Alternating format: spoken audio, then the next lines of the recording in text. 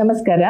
ಇವಾಗ ನಾವು ಇತ್ತೀಚಿನ ದಿನಗಳಲ್ಲಿ ಯಂಗ್ ಜನರೇಷನ್ ಅಲ್ಲಿ ಈ ಗ್ಯಾಜೆಟ್ಸ್ ಅಂತ ಹೇಳ್ತೇವೆ, ಟೆಲಿವಿಷನ್ನು, ಕಂಪ್ಯೂಟರ್ಸು ಮತ್ತೆ ಮೊಬೈಲ್, ಇದರ ಬಳಕೆ ಅತ್ಯಂತ ಜಾಸ್ತಿ ಆಗಿದೆ. ಇವಾಗ ಎಲ್ಲ ಈ ಕೋವಿಡ್ ಪರಿಸ್ಥಿತಿಯಿಂದ ಆನ್ಲೈನ್ ಕ್ಲಾಸಸ್ಗಳು ಕೂಡ ಜಾಸ್ತಿ ಆಗಿದೆ. ಅಂದ್ರೆ ಮೊದಲೆಲ್ಲ ನಾವು ಮಕ್ಕಳಿಗೆ ಬೈದು ಅದನ್ನು ನಿಲ್ಲಿಸ್ಬೋದಿತ್ತು, ಈಗ ಅದು ಅನಿವಾರ್ಯ ಆಗಿದೆ.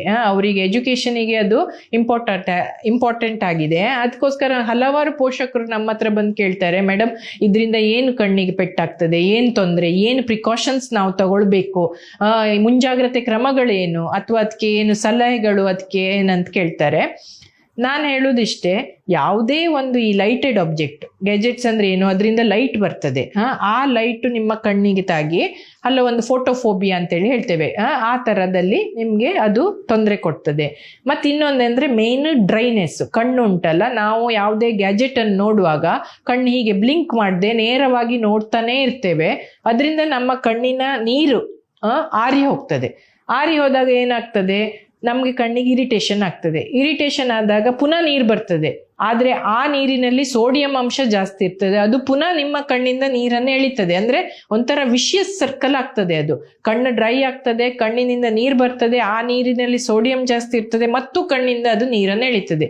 So this is called dryness, ಅಂದ್ರೆ ಕಂಪ್ಯೂಟರ್ ವಿಷನ್ ಸಿಂಡ್ರೋಮ್. CVM ಅಂತ CVS ಅಂತೇಳಿ ಒಂದು ಕಂಪ್ಯೂಟರ್ ವಿಷನ್ ಸಿಂಡ್ರೋಮ್ ಅಂತ ಹೇಳಿ ಒಂದಿದೆ. ಅದ್ರ ಬಗ್ಗೆ ನೀವು ಮಾಹಿತಿಯು ಪಡಿಬಹುದು ಇಂಟರ್ನೆಟ್ನಲ್ಲಿ. ಅಗೇನ್ ಅದಕ್ಕೂ ಕೂಡ ನೀವು ಕಂಪ್ಯೂಟರೇ ನೋಡ್ಬೇಕಾಗ್ತದೆ. ಸೊ ನಾನು ಹೇಳುದಂದ್ರೆ, ಈಗಿನ ಪರಿಸ್ಥಿತಿಯಲ್ಲಿ, ಈಗಿನ ಇದರಲ್ಲಿ ಇಂಥ ಒಂದು ವಿಷಿಯಸ್ ಸರ್ಕಲ್ ನಮಗೆ, ಅಂದ್ರೆ ಅನಿವಾರ್ಯ ಪರಿಸ್ಥಿತಿಯಲ್ಲಿ ಈ ಕಂಪ್ಯೂಟರು, ಮೊಬೈಲು, ಟಿವಿಯನ್ನು ಯೂಸ್ ಮಾಡೋದ್ರಿಂದ ಕೆಲವೊಂದು ಮುಂಜಾಗ್ರತೆ ಕ್ರಮಗಳನ್ನು ನಾವು ವಹಿಸ್ಕೊಳ್ಬೇಕು.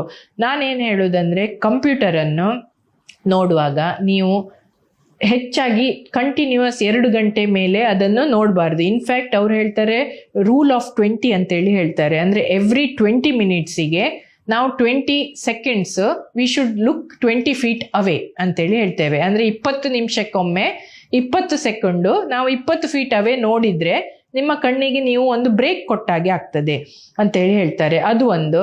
ಸೆಕೆಂಡ್, ನಾವು ಫ್ರೀಕ್ವೆಂಟ್ ಬ್ಲಿಂಕಿಂಗ್, ನಾವು ಇನ್ವಾಲಂಟ್ರಿ ಬ್ಲಿಂಕಿಂಗ್, ನಮ್ಗೆ ಗೊತ್ತಿಲ್ದಿದಾಗ ಈಚಿಂದ ಆಚೆ ನೋಡುವಾಗ ಬ್ಲಿಂಕ್ ಮಾಡ್ತೇವೆ.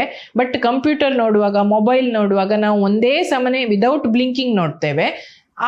ನಾವು ವಾಲಂಟ್ರಿ ಬ್ಲಿಂಕಿಂಗ್, ನಾವೇ ನಮ್ಗೆ ಹೇಳಬೇಕು, ನಾನು ಬ್ಲಿಂಕ್ ಮಾಡಲಿಲ್ಲ, ಒಂದ್ಸಲ ಬ್ಲಿಂಕ್ ಮಾಡ್ತೇನೆ ಅಂತ ಹೇಳಿ ಬ್ಲಿಂಕ್ ಮಾಡಿದ ಕೂಡಲೇ ಕಣ್ಣಿನ ಕಪ್ಪು ಗುಡ್ಡೆ ಮೇಲೆ ಒಂದು ಹೊಸ ಲೇಯರ್ ಬರ್ತದೆ. ಅದು ಒಂಥರ ಆಕ್ಸಿಜನೇಟೆಡ್, ಅದು ಕಣ್ಣಿನ ನಮ್ಮ ಅಟ್ಮಾಸ್ಫಿಯರ್ ಇಂದ ಆಕ್ಸಿಜನ್ ಅನ್ನು ಎಳಿತದೆ. ಕಪ್ಪು ಗುಡ್ಡೆಗೆ there is no blood supply.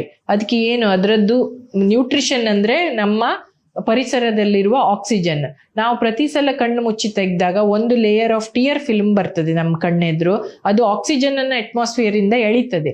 ನೀವು ಆವಾಗ ಬ್ಲಿಂಕ್ ಮಾಡೋದು ಕಮ್ಮಿ ಆದಾಗ ಅದು ಡ್ರೈ ಆಗ್ತದೆ ಕಣ್ಣು, ಆಕ್ಸಿಜನ್ ಸಪ್ಲೈ ನಿಮ್ಮ ಕಪ್ಪು ಗುಡ್ಡೆಗೆ ಕಮ್ಮಿ ಆಗ್ತದೆ, ಇರಿಟೇಷನ್ ಆಗ್ತದೆ, ನೀರು ಬಂದಾಗೆ ಆಗ್ತದೆ. ಕೆಲವರು ತಲೆನೋವು ಹೇಳ್ತಾರೆ. ಇಟ್ ಈಸ್ ನಾಟ್ ತಲೆನೋವು, ಆಕ್ಚುಲಿ ಇದು ಬ್ರೋ ಏಕ್ ಹೇಳ್ತೇವೆ, ಇಲ್ಲೆಲ್ಲ ನೋವು ಬರ್ತದೆ ಐಬ್ರೋದ ಹತ್ರ.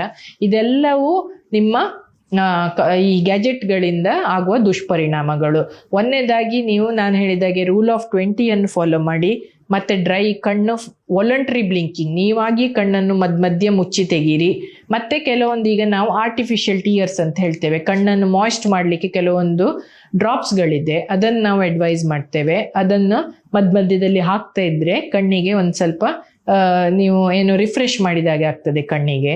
ಸೊ ಆ ಡ್ರಾಪ್ಸ್ಗಳು ಕೂಡ ಲಭ್ಯವಿದೆ. ನಿಮ್ಮ ವೈದ್ಯರ ಸಲಹೆ ಮೇರೆಗೆ ನೀವು ಅಂಥ ಡ್ರಾಪ್ಸನ್ನು ಯೂಸ್ ಮಾಡ್ಬೋದು. ಇನ್ನೊಂದು ಆಂಟಿ ಗ್ಲೇರ್ ಅಂತ ಹೇಳಿ ಒಂದು ಕನ್ನಡಕಗಳು ಬರ್ತದೆ, ಪ್ಲೇನ್ ಅಂದ್ರೆ ದೃಷ್ಟಿದೋಷ ಇಲ್ದಿದ್ದವರು ಕೂಡ ಆಂಟಿ ಗ್ಲೇರ್ ಕೋಟಿಂಗ್ ಇರುವ ಕನ್ನಡಕವನ್ನು ಹಾಕೊಂಡು ಕಂಪ್ಯೂಟರಲ್ಲಿ ವರ್ಕ್ ಮಾಡ್ತಾರೆ. Long hours, more than 3 hours use ಮಾಡುವವರಿಗೆ ಆ ಕನ್ನಡಕವನ್ನು ಕೂಡ ನಾವು ಕೊಡ್ತೇವೆ. ಇದೆಲ್ಲದು ನಮ್ಮ ಜೀವನ ಶೈಲಿಯಲ್ಲಿ ನಾವು ಇದೆಲ್ಲ ಅಗತ್ಯ ಆಗುದ್ರಿಂದ ಇದೆಲ್ಲ ಪ್ರಾಬ್ಲಮ್ಗಳು ಬಂದೇ ಬರ್ತದೆ. Computer vision syndrome, dryness, watering, mild headache. But ಇದನ್ನೆಲ್ಲ ನಾವು ತಡೆಗಟ್ಟಬಹುದೇ ಹೊರತು ಇದನ್ನು ಕಂಪ್ಲೀಟ್ ಗುಣಪಡಿಸ್ಲಿಕ್ಕೆ ಆಗುದಿಲ್ಲ. ಯಾಕಂದ್ರೆ ನೀವು ಕಂಪ್ಯೂಟರ್ ಎಷ್ಟು ದಿವಸ ಯೂಸ್ ಮಾಡ್ತೀರೋ ಇಂಥ ಪ್ರಾಬ್ಲಮ್ಗಳು ಬಂದೇ ಬರ್ತದೆ. ಬಟ್ ನಾವು ಒಂದು ಎಕ್ಸ್ಟ್ರಾ ಕೇರ್ ತಗೊಳ್ಬೇಕು.